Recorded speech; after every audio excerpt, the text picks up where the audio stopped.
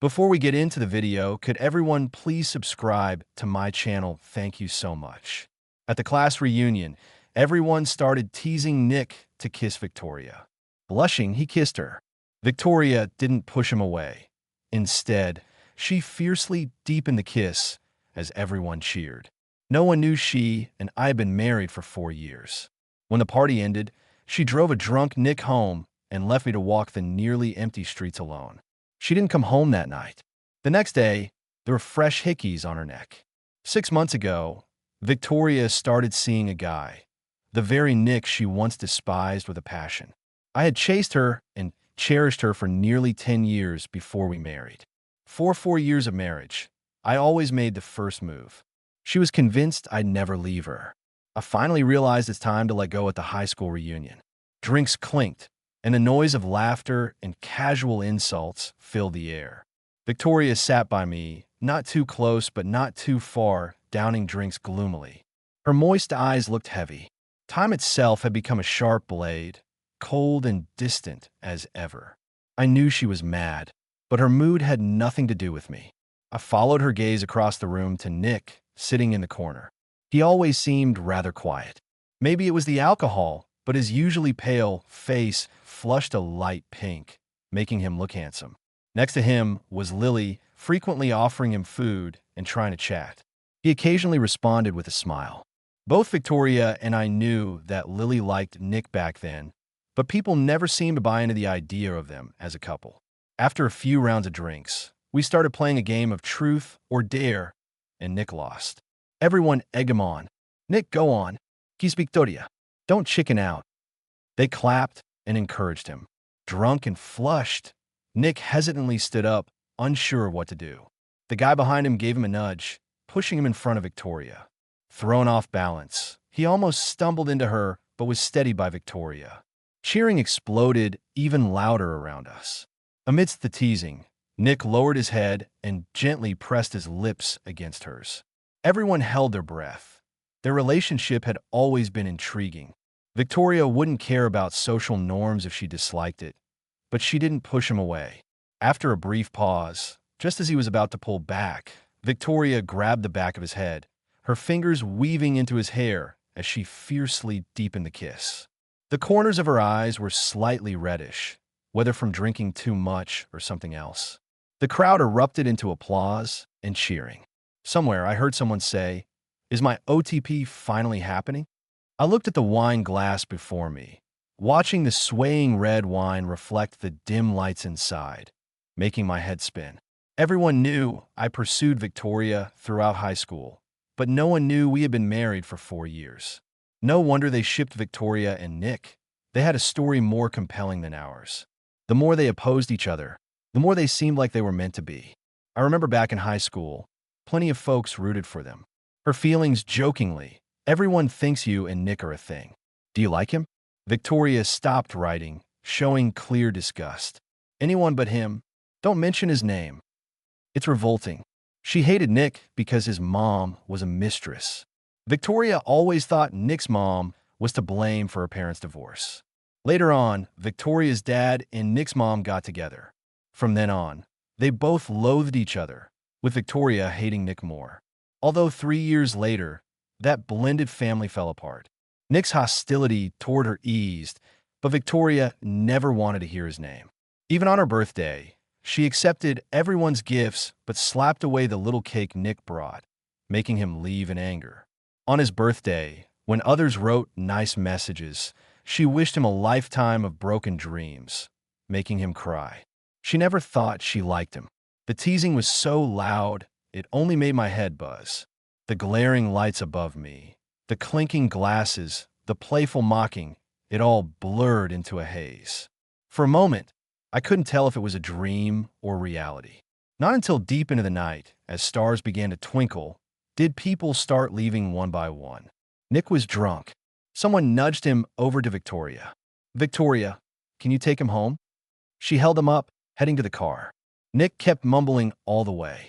I had no idea what he was saying, but he stumbled, leaning on her until Victoria pushed him into the car. As she bent down to get in, she didn't notice me at all. Their silhouettes under the streetlight looked like a couple who'd been through thick and thin. I stood under another streetlight and called her name. Victoria. She paused, seeming to just remember I existed. She turned to look at me. Her features were clear and reminded me a bit of her younger self.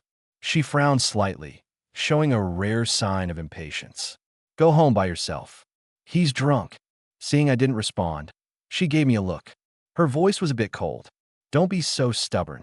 You weren't like this before. Then she got in the car. The car quickly vanished on the quiet road. All right, I used to not be like this. I tried hard to think. Yeah, from when we started dating to getting married, I seemed to take charge all along. She never thought I would leave her on my own. Never thought I'd have the heart to do it. Didn't think I could do it. I looked down, counting on my fingers. Liking her, chasing her, being together for nearly 10 years, married for 4. She took up half of my past. The place was remote and it was late. I tried to hail a cab for ages, no luck. In the end, I walked nearly an hour home. I should have driven my car tonight. Halfway home, light snow began to fall. It was a bit cold. Pushing open the door, inside was dark and silent. It seemed colder. I covered my aching stomach, staggered into the room, felt around for the light, and nearly knocked over a painting on the wall. I turned on the light. The room became bright, a bit harsh. Squinting slightly, I looked at the painting on the wall.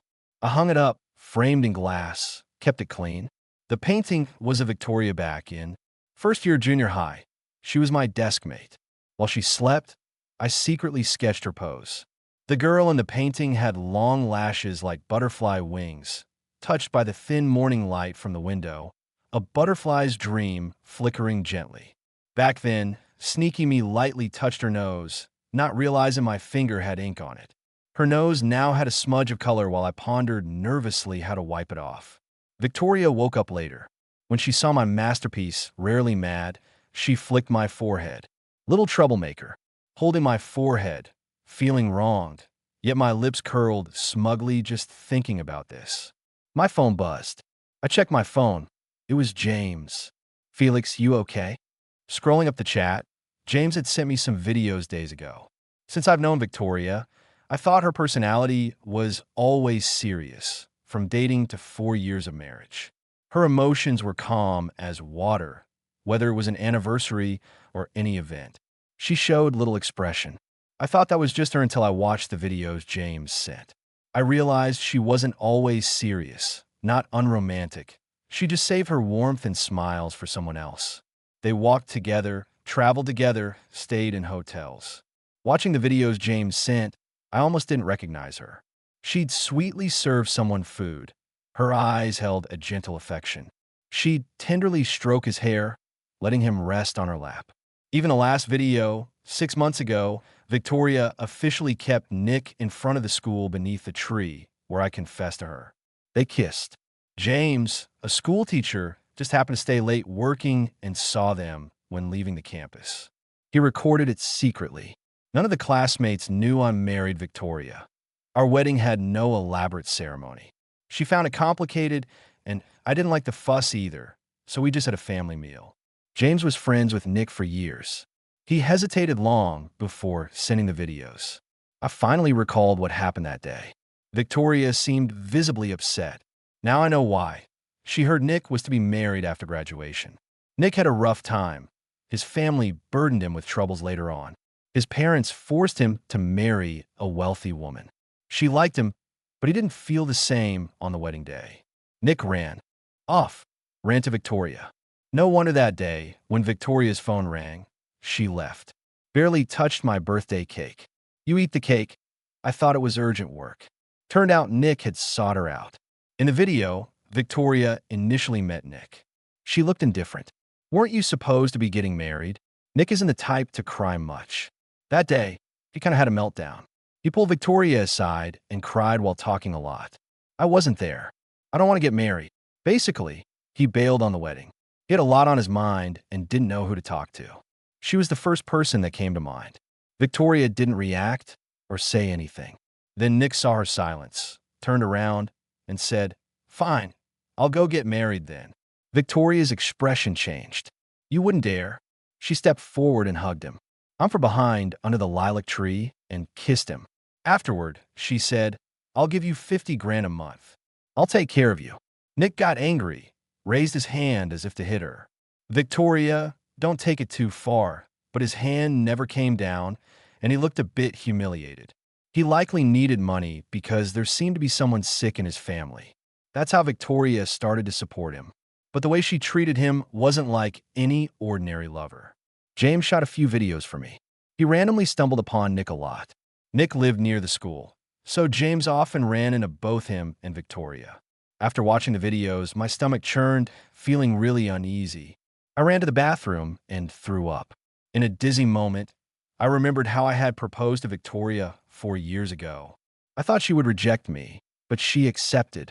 It was only recently that I linked it all together. 2 days before I proposed, I heard Nick had a new girlfriend and was about to get engaged. Then they split up 6 months later. I wandered out of the bathroom, tired as hell, yet unable to sleep. I didn't turn on the lights. I just sat by the window looking at the neon cityscape, listening to the clock tick away. Victoria didn't come home that night. Not that this was the first time. I used to think she was a workaholic and just went to bed early.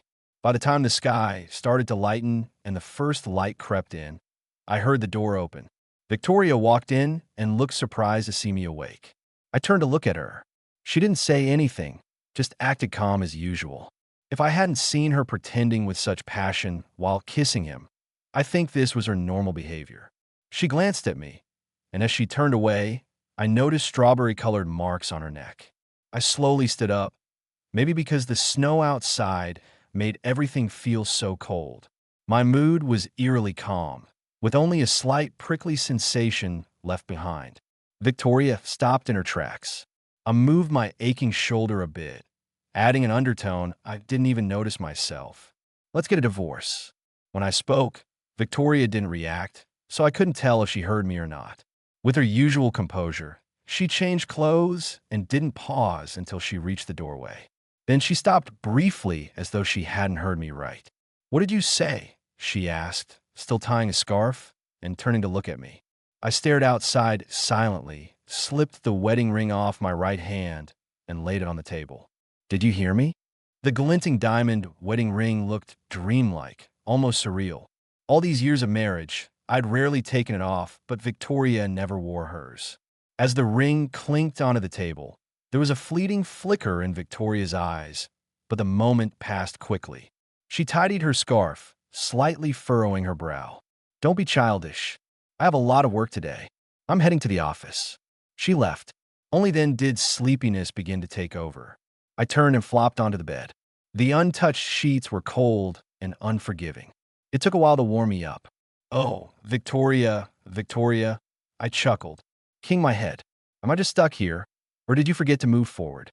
Did she forget I'm no longer that young? I don't have the courage and patience to chase her recklessly like before." I stepped out and didn't return until evening. James texted, saying she and Nick were sitting by that lilac tree outside the campus. I drove over there. After parking, I didn't approach them directly. I stood quietly a short distance to their right. Watching them, Nick seemed unchanged over the years, always youthful and striking in his demeanor. They were on the bench with rows of winter-barren flowering trees behind them. Victoria seemed a bit restless, frequently checking her phone. After a while, she finally took it out again. She hesitated a bit and typed on her screen. My phone buzzed. I pulled it out.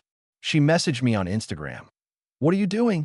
I stared at those words for a while, feeling the urge to laugh. Thinking hard, I realized it was the first text she ever sent me. In the past, I often messaged her, sharing interesting things, only to get a lukewarm okay back. I got used to it, thinking that this was just her style. Now it just seems kind of funny.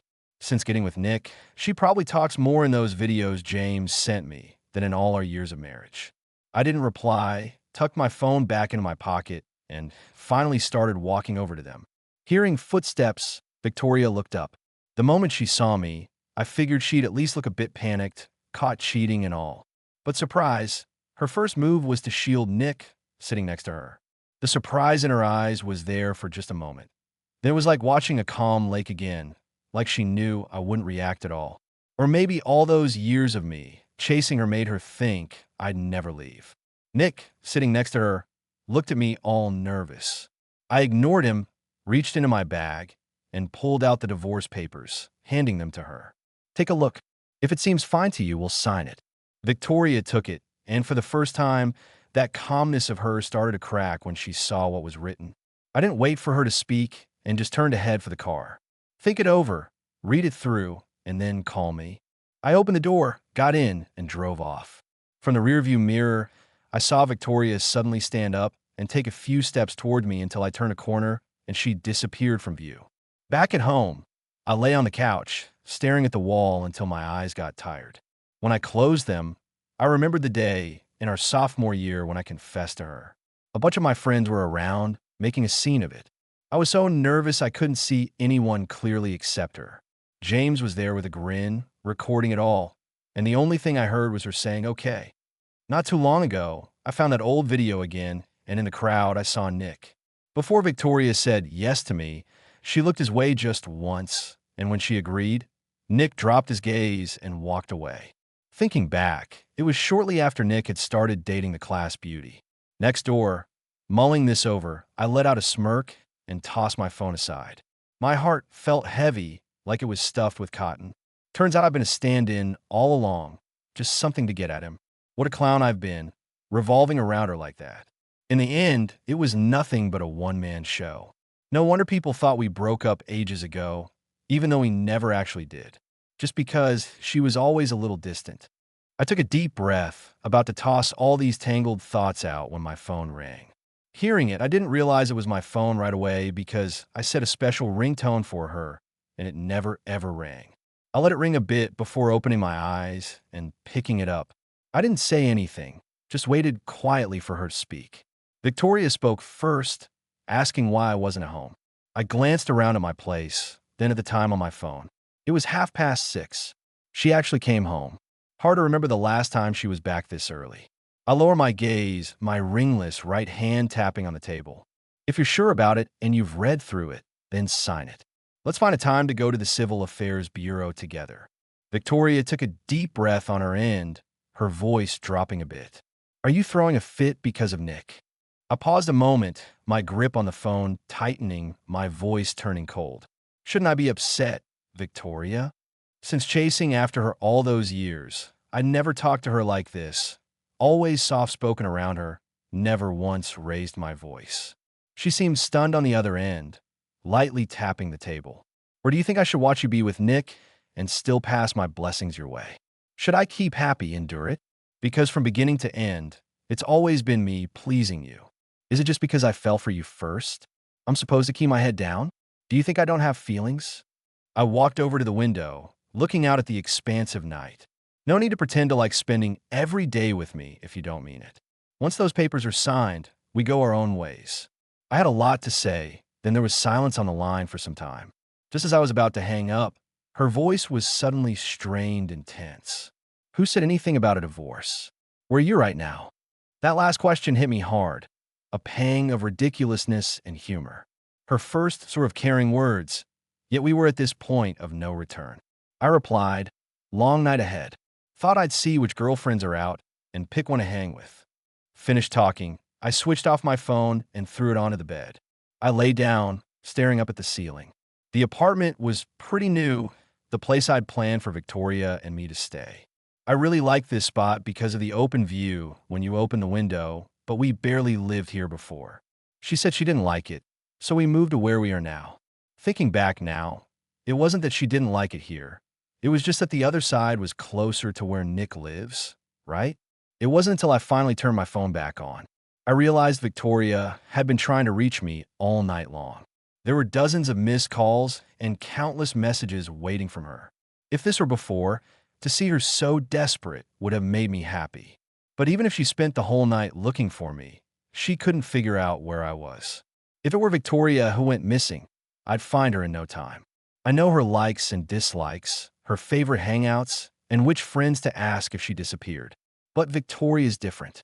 Maybe it was only last night that she realized she didn't have any way to reach me.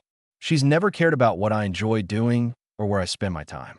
After knowing each other for over a decade and even being my wife, she knows less about me than a colleague she's worked with for just 6 months. Absolutely nothing. I finally replied with a sigh. If you want to go to the Civil Affairs Bureau, let's do it. Just contact me. It's shocking we've become this distant. After freshening up, I went to work. It wasn't until evening that Victoria finally found me. Honestly, I think she had to scroll through our chat history to figure out where I worked. I was already packing up to leave when she walked in. Seeing her, I suddenly didn't want to leave just yet. I kept typing away at my keyboard, thinking maybe burying myself in work was a good idea. Victoria approached me, her voice soft.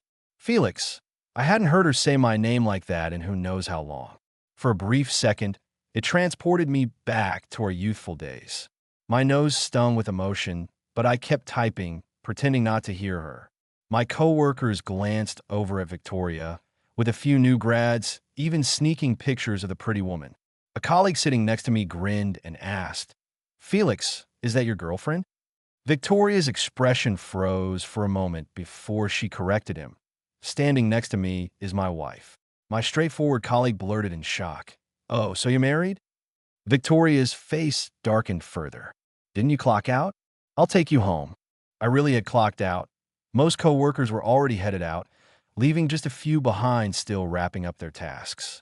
Typing away, I paused for a few seconds, then continued working late tonight, not heading back early. Those were phrases she often used. I figured with Victoria's typically indifferent attitude, she'd just turn and leave. But surprisingly, she sat beside me, saying, I'll wait for you. Just like I used to wait for her back in the day, whether she had after-school cleaning duty or some other task. Every time she turned around, I'd be there waiting, focused on the screen. With a touch of irony, I asked, what's your angle now? For her, our marriage should be a burden, right? Being with me certainly can't be as joyful as being with Nick. Why suddenly cling on and not get divorced? I couldn't figure her out and didn't want it anymore. On those countless nights of waking up alone, I've thought enough to exhaust myself and lower myself to dust. I was tossing and turning. She might have been comfortably asleep, enveloped in warmth. Victoria didn't respond. She sat beside me quietly for an hour before leaving. I didn't even lift my eyes. I knew she wouldn't be patient with me. But to my surprise, Victoria came back with a packed dinner.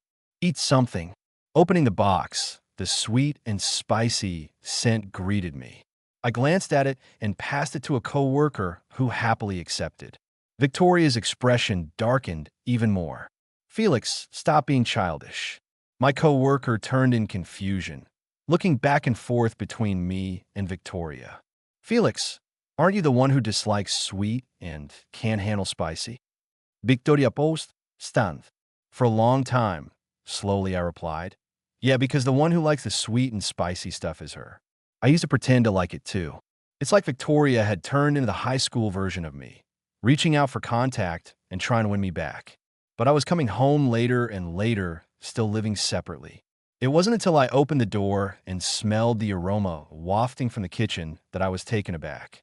Heading inside in the dining room, Victoria had prepared a full spread, neatly arranged and still steaming.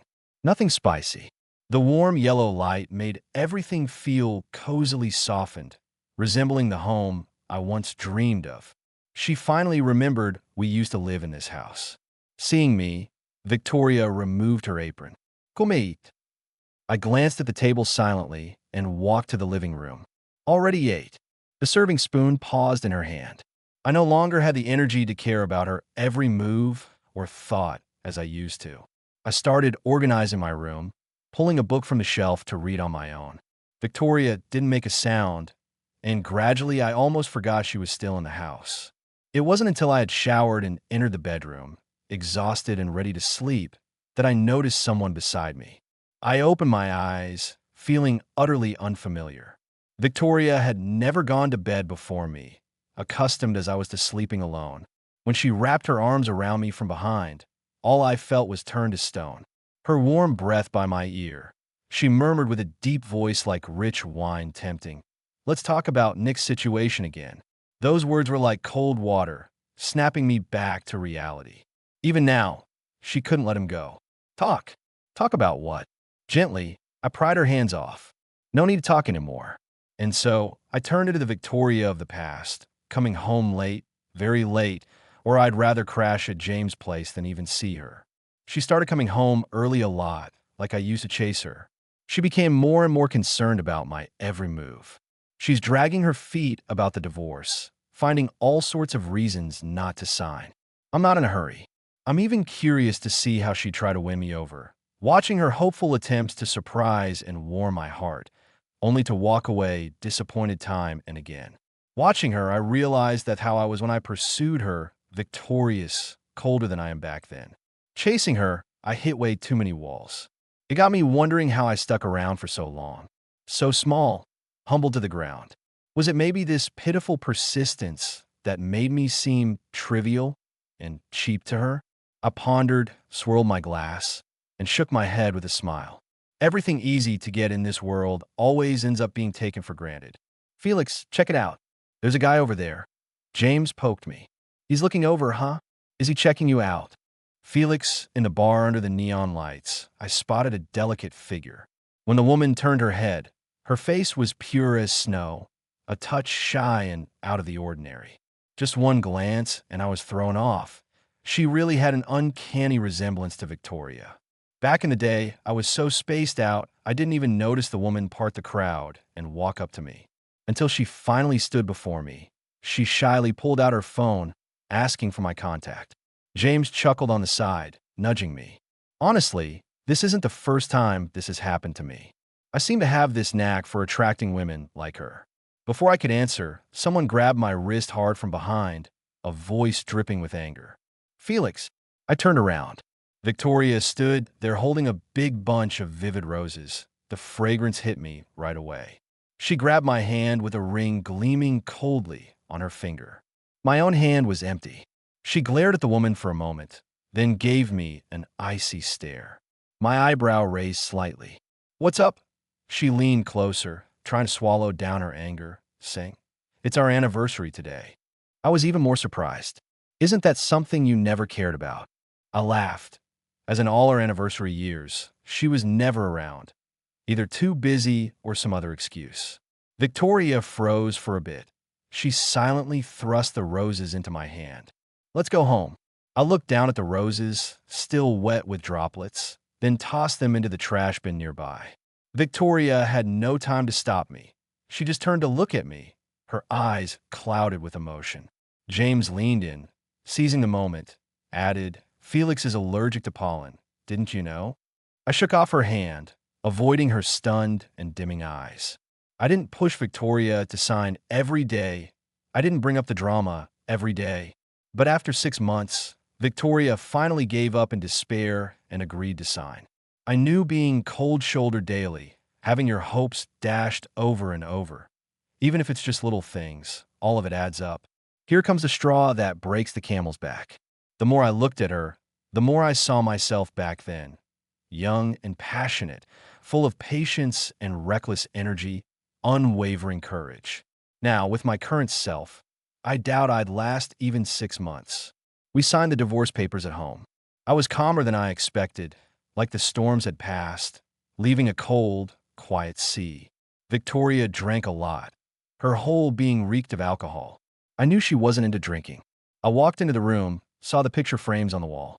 There were 2. One was a drawing I did of Victoria, the other was our high school graduation pic. I used to think she hung that photo because when we took it, I stood just one row below her, directly in front. When I take a good look now, it was Victoria back then. The direction she was looking in, the person standing there was clearly Nick. Their story, if I hadn't been in the middle of it, probably would have been one of those heartwarming tales of mutual secret crushes coming together. I looked away and glanced at the picture I had painted hanging nearby. I reached out to take it down, but just as I touched it, the frame, not being securely hung, fell on its own. As it dropped, my fingers twitched as if to catch it, but I pulled back. Eventually, out of nowhere, a hand shot past me trying to catch it, but it only barely grazed her fingertips and fell to the floor, shattering into pieces. Glass shards flew up, cutting her fingers, the blood staining the floor. Victoria didn't seem to notice at all, bending down to gather the broken frame and torn painting. Why didn't you catch it? Her voice was a bit hoarse. You painted it, didn't you? So she knew. I thought she didn't.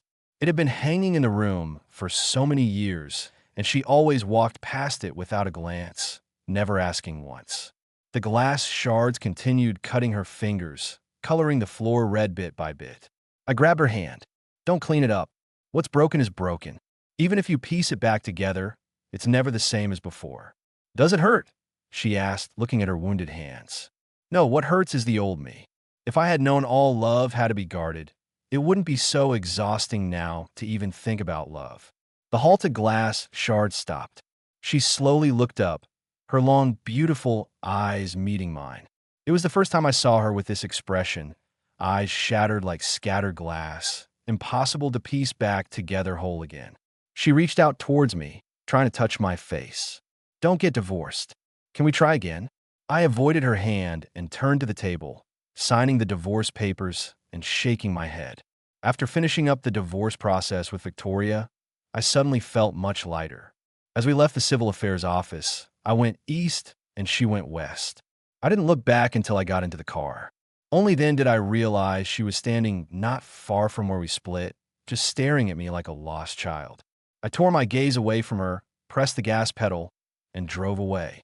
For once, it wasn't me following her, watching her silhouette vanish. I knew Victoria would end up with Nick.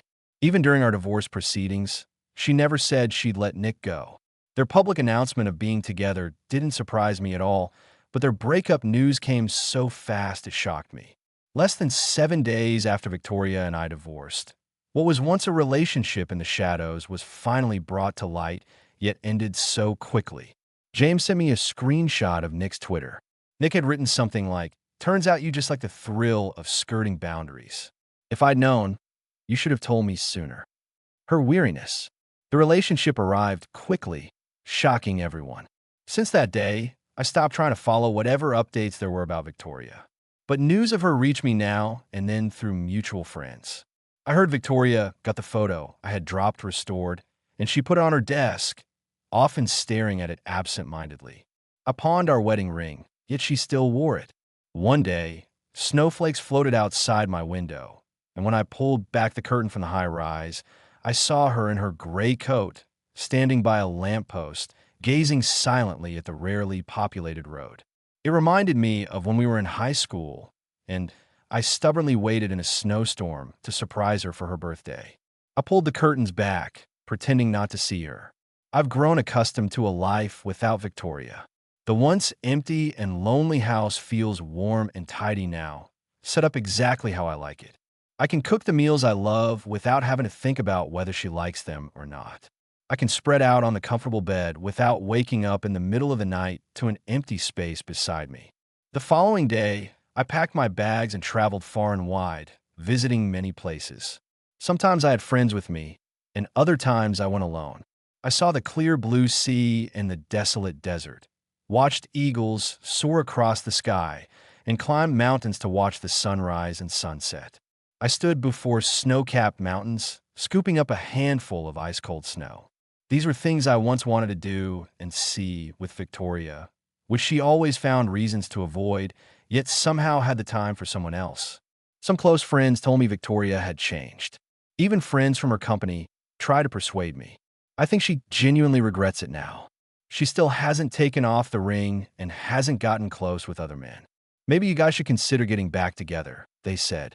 When I got their message, I was watching the sunrise from a mountain peak.